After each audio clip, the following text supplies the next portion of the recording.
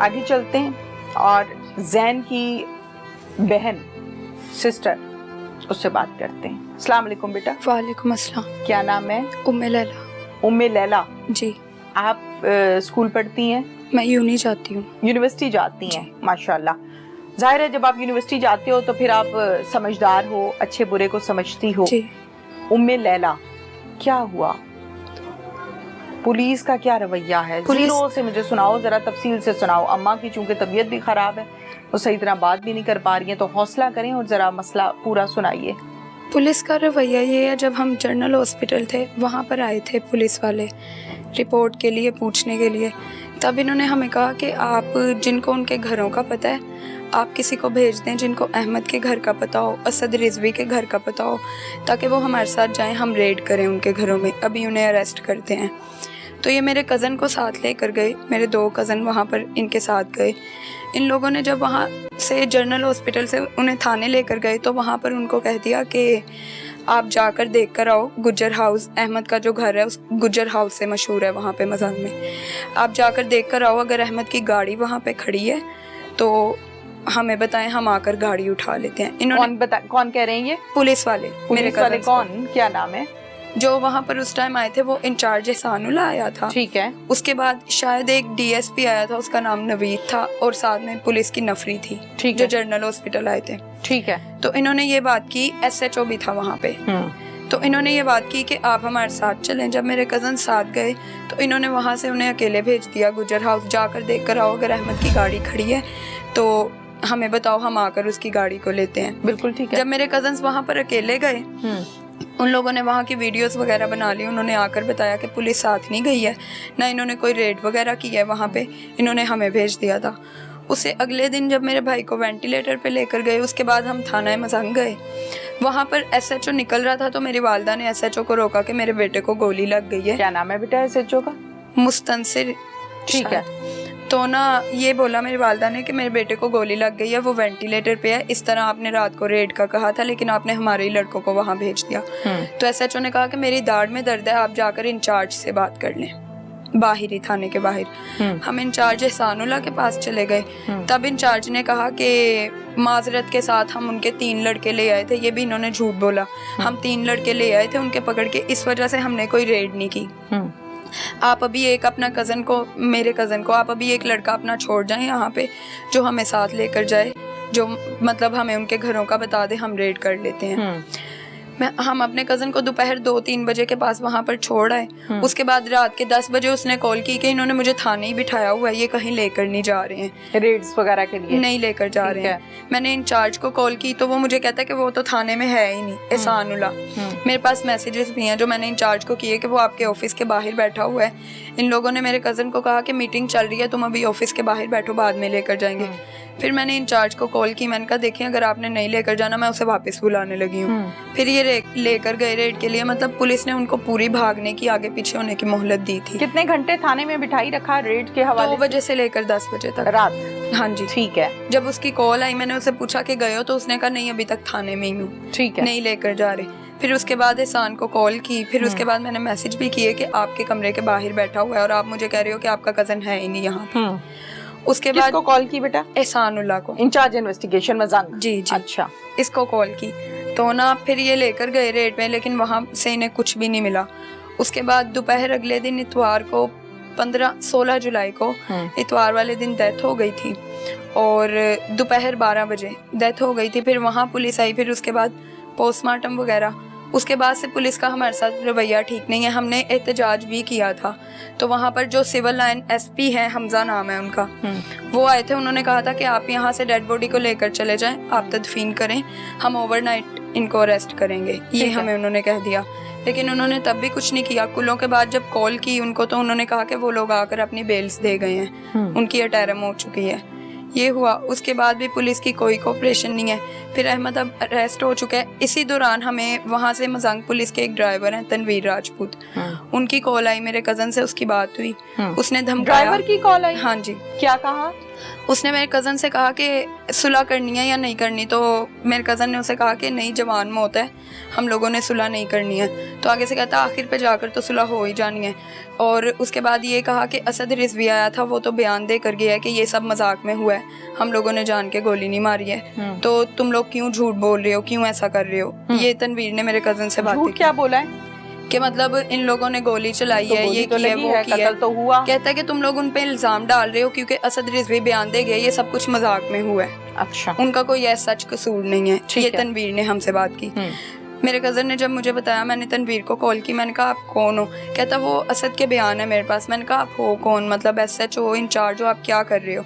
तो कहता है जी मैं इन्वेस्टिगेशन कर रहा हूँ इसकी। मैंने कहा तनवीर कह रहा है? हाँ ड्राइवर जी। आपके पास ऑब्वियसली उसका कॉन्टेक्ट नंबर तो है ना? कॉन्टेक्ट कॉल मिलाइए जरा, पूछिए।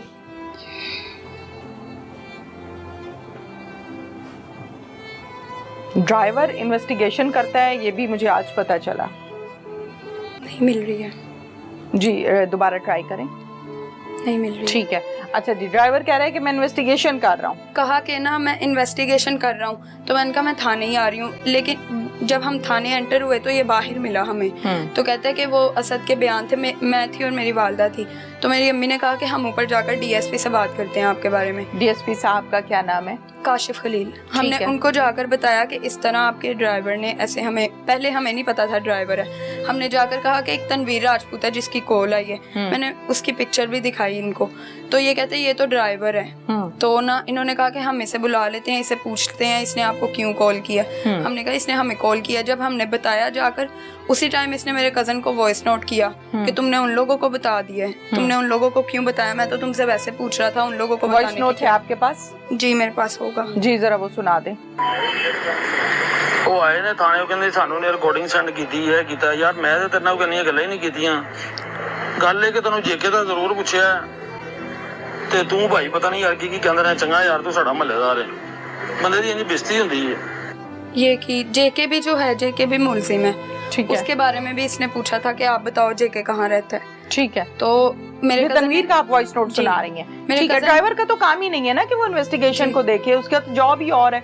अच्छा, फिर उसके बाद बेटा काशिफ खलील साहब को बताया आपने? हाँ जी। तो काशिफ साहब ने इस पर कोई एक्शन लिया? इन्होंने यही कहा कि हम एक्शन लेंगे, कुछ नहीं किया अभी तक। नहीं किया कुछ? नहीं। ठीक है। फिर उससे अगले दिन हमें वहाँ के इन्वेस्टिगेशन ऑफिसर हैं सरफराज, उन्होंने बुलाया कि आप हमारे साथ सेफ सिटी चलें, वहाँ कैमरे वगैरह देखते हैं, गाड़ी कहाँ कहाँ से गुजरी है और क्या क्या टाइमिंग वगैरह थी। ठीक है। हम वहाँ सेफ सिटी जब जाने के लिए, पहले उन्होंने कहा कि आप मजांग थाने आए, यहाँ से इकट्ठे सेफ सिटी जाएंगे। ठीक है। मैं और मेरा भाई गए। जब हम गए तो इन लोगों ने ना हमें गेट पर ही रोक लिया। गेट पे रोक के इन्होंने मेरे भाई को कहा कि आप बाहर ही रुकेंगे। मैंने कहा कि हम मुद्दई हैं, हमारा मतलब इस तरह मेरा भाई कत्ल हो गया, तो मैं अपने भाई को बाहर नहीं रोक सकती हूँ। ठीक है। वो अंदर साथ आएगा। तो इसने कहा कि नहीं, एक ही जा सकता है जो गेट कीपर था। उसने कहा आप चली जाए मोहतरमा, ये बाहर ही रुकेंगे, मेरे भाई को बोला। मेरा भाई बाहर रुक गया, मैं अंदर गई। मैंने अंदर जाके बोला कि पता नहीं कोई ASI बैठा हुआ था शायद, मैंने उससे जाकर बोला कि ये अंदर नहीं आने दे रहे हैं, हमें रोक रहे हैं, हमारे साथ इस तरह पुलिस कर रही है। फिर उन्होंने अंदर बुलाया मेरे भाई को, वहां पर पहले गेट वाले ने रोक लिया। उसके बाद हम सेफ सिटी वगैरह गए, पुलिस ने कोई कोऑपरेट वगैरह नहीं किया। उनको सरफराज को ये भी नहीं पता था कि गाड़ी कौन सी है जिसमें अहमद लेकर गया है, लेकिन वो हमें सेफ सिटी ले गए।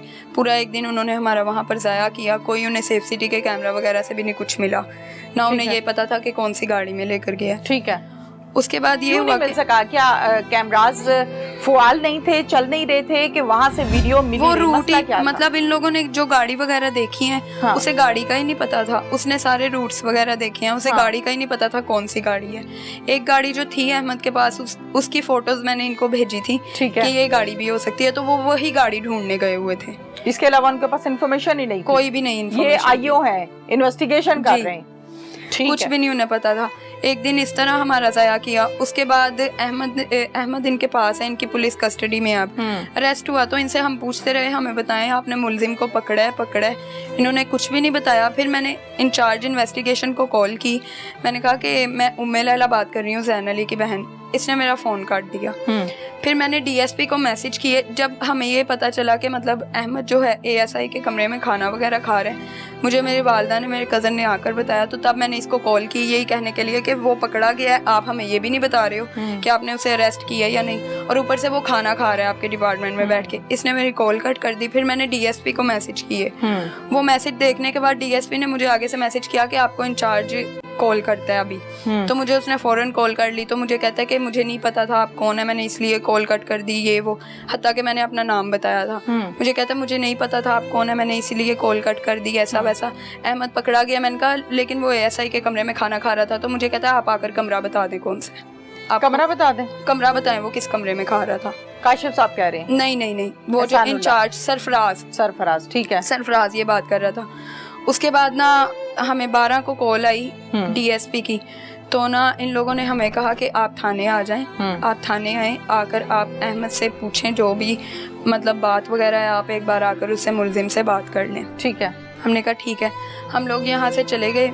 मैं गई, मेरी वालदा गई, ये दोनों बच्चे गए, साथ में मेरी भाभी गई। तो हम वहाँ पर गए। हम डीएसपी के कमरे में ही बैठे हुए थे। तो अहमद जो है, अहमद अभी कमरे में एंटर नहीं हुआ था। तो ये उठा वहाँ से, इसने उठकर ना अहमद को जूती अहमद की तरफ फेंकी, अहमद को जूती मारी। तो इतने में वो पुलिस उसको खींच कर ना अहमद को दूसरे वाले कमरे में ले गई और उल्टा हमारे साथ बदतमीजी करना शुरू कर दी। बाकी पुलिस वाले भी थे जो रोक रहे थे, जो पीछे कर रहे थे, अहमद को बचा रहे थे। लेकिन जो एहसानुल्लाह है, एहसानुल्लाह ने वहाँ पे हमारे साथ बदतमीजी की। मेरे पास वीडियो भी है, वो भी वहाँ पर किसी ने बनाई। पुलिस ने हमारे फ़ोन भी पकड़ लिए हुए थे। जो मेरे कज़न वगैरह और जो मेरे मामू थे, पुलिस ने उनको भी पकड़कर दूसरे कमरे में बिठा दिया था। हमारे साथ कोई भी नहीं था, सिर्फ हम औरतें थी। और तकरीबन 20 से 25 जो थे वो पुलिस वाले थे। कोई लेडी कांस्टेबल कुछ भी नहीं था। ठीक है। पुलिस वाले ही थे और सब मर्द थे। तो इन लोगों ने मतलब हमारे साथ वहाँ पे काफ़ी बदतमीजी की। और जो एहसानुल्लाह ने गालियाँ भी निकाली। मेरे पास वीडियो भी है, उसने मेरी भाभी के साथ भी बदतमीजी की, गालियाँ भी निकाली, ऐसे धिक्के देकर भी गया। बाद में पुलिस वालों ने एहसानुल्लाह को भेज दिया। लेकिन वहाँ पर डीएसपी थे, डीएसपी के सामने की ये सारी बात है। काशिफ साहब के सामने हुआ है। तो काशिफ साहब ने मना नहीं किया कुछ भी नहीं। वो बाद में आए तो बाद में आकर कहते हैं कि मैं एहसान के बिहाफ पर आपसे माफ़ी मांग लेता हूँ, आप माफ़ कर दें, ये वो ये। लेकिन एहसान चला गया था थाने से बदतमीजी करने के बाद। ठीक है। फिर कुछ भी नहीं। उसके बाद इन लोगों ने कहा, वहाँ पर फिर एसपी आए तो उनसे सारी बात उनको बताई। इन लोगों ने यही कहा कि हम एहसान के खिलाफ जो है इंक्वायरी करेंगे। लेकिन अभी तक एहसान के खिलाफ भी कोई इंक्वायरी नहीं हुई। ठीक है। अब बेटा आपका मुतालिबा क्या है? हमारा मुतालिबा 3 तो बेल पर हैं, ठीक है, जाहिर है बेल पर है तो पुलिस गिरफ्तार नहीं कर सकती। जब हम बात करते हैं अहमद की, तो अहमद जो है वो पुलिस की कस्टडी में है। मुतालिबा क्या आपका? मुतालिबा यही है कि हमारी मतलब पहले भी हमें जो थाना मजांगे इनसे प्रॉब्लम थी। ठीक है। क्योंकि हमें पता था ये हमारी बात नहीं सुन रहे हैं, ये इन्वेस्टिगेशन अच्छी तरह से नहीं कर रहे हैं। जो इन्वेस्टिगेशन कर रहे हैं सरफराज, उससे हमने उस दिन पूछा कि आपने अहमद की गाड़ी बरामद करवाई है? तो वो आगे से हमें कहता है कि गाड़ी की क्या ज़रूरत है, गाड़ी क्यों बरामद करवानी है। हत्ता कि वो जैन को लेकर उसी गाड़ी में गया था। ठीक है। तो कहता है कि गाड़ी क्यों बरामद करवानी है, गाड़ी बरामद करवाने की कोई जरूरत नहीं है। ठीक है। ये बात हमसे की। ठीक है। तो हमारा पहले भी यही मुतालबा था। एहसानुल्लाह साहब से ऑलरेडी आप लोगों का झगड़ा हो चुका, बहस हो चुकी, जो इंचार्ज हैं हाँ जी इन्वेस्टिगेशन के। ठीक है। तो पहले भी हमारा यही मुतालबा था कि हमारी इन्वेस्टिगेशन जो है वो चेंज कर दी जाए यहाँ से, क्योंकि यहाँ पर पुलिस हमारे साथ ताउन नहीं कर रही है। बिल्कुल ठीक है। लेकिन कुछ भी नहीं हुआ। हम डीआईजी के पास भी गए थे, उनसे भी हमने रिक्वेस्ट की थी कि इन्वेस्टिगेशन यहाँ से तब्दील की जाए। उनको भी हमने बताया था, तब तनवीर राजपूत वाला मामला था और यही सरफराज वाला मामला था कि ये कोऑपरेट नहीं कर रहे हैं। लेकिन अब एहसानुल्लाह वाले भी मामला है कि एहसानुल्लाह ने भी हमारे साथ बताया। इमरान किशोर साहब जो कि डीआईजी इन्वेस्टिगेशन लाहौर हैं, एक काबिल ऑफिसर हैं, उनको जब आपने अपना मसला बताया तो एहसानुल्लाह का भी बताया था? एहसानुल्लाह का तो ये अब 3 दिन पहले का ड्राइवर का बताया था जी। तो उन्होंने क्या रिप्लाई दिया? उन्होंने यही कहा था हमें कि इन्वेस्टिगेशन जो है वो डीएसपी, हम इन्वेस्टिगेशन की दरख्वास्त लेकर गए थे, साथ में हमने रीजन बताए थे उन्हें कि पहले तो तनवीर ने कॉल की हमें, ठीक है, उसके बाद इस तरह गेट कीपर ने रोक लिया था हमें, फिर मेरे कजन्स वगैरह को लेकर गए, इन्होंने कोई रेड वगैरह नहीं की, सारे रीजंस उन्हें बताया कि हम यहाँ मुतमईन नहीं है, ठीक है, तो इन्वेस्टिगेशन तब्दील की जाए। तो उन्होंने कहा कि मैं ये मामला जो है मैं ये डीएसपी काशिफ खलील को दे रहा हूँ, ठीक है, वो जब मुझे बताएगा तो फिर ही मैं इन्वेस्टिगेशन तब्दील कर सकता हूँ, वरना ऐसे मैं तब्दील नहीं करूँगा। ठीक है। उसके बाद अब तक कोई अपडेट नहीं आई? नहीं। ये बात कितने दिन पुरानी है? किस दिन गए थे? तकरीबन 2 तारीख को गए थे। 2 तारीख को गए जी, थे 2 और अगस्त। आज है जनाब 16-17 16 ठीक हो गया। और कुछ कहना आपको? कुछ नहीं, यही के ठीक मुतमईन है। नहीं है हमारी 1787 पर कॉल की आपने? की थी, वहाँ पर कॉल अटेंड भी हुई थी लेकिन वो बाद में कट हो गई। आप कॉल कीजिए। कांटेक्ट नहीं हो रहा था। 8787 यानी 8787 को तब्दील करके 1787 यानी 1787 कर दिया गया है, जो फौरी तौर पर नाफिज हो चुका है। 30 जून 2021 से शिकायत सेल का पुराना नंबर 8787 यानी 8787 मुअत्तल तस्वुर होगा। इसीलिए शहरी पुलिस से मुतल्लिका शिकायत के लिए आईजी पंजाब शिकायत सेल के नए नंबर 1787 यानी 1787 पर बजरिया कॉल या SMS राब्ता करें। दोबारा करो। मोअज़्ज़फ़ शहरी पीटीए की जानिब से आईजी पंजाब शिकायत सेल के नंबर 8787 यानी 8787 को तब्दील करके 1787 यानी 1787 कर दिया गया है, जो फौरी तौर पर नाफिज हो चुका है। 30 जून 2021 से शिकायत सेल का पुराना नंबर 8787 यानी 8787 मुअत्तल तस्वुर होगा। इसीलिए शहरी पुलिस से मुतल्लिका शिकायत के लिए आईजी पंजाब शिकायत सेल के नए नंबर 1787 यानी 1787 पर बजरिया कॉल या SMS राब्ता करें। उम्मे लैला ने 1787 पर बेशुमार मर्तबा ट्राई किया लेकिन किसी किस्म का कोई रिस्पांस नहीं आया। आईजी साहब की जानिब से तो हम यही सुनते आए कि 1787 पर कॉल की जाए तो फौरन उसका रिस्पांस होता है और हमने कुछ रिस्पांसेस देखे भी, लेकिन अब सिस्टम को अपग्रेड होने की ज़रूरत है या स्टाफ कम है या आज का जो हमारा एक्सपीरियंस हुआ ये कैसा रहा, ये आपके सामने है।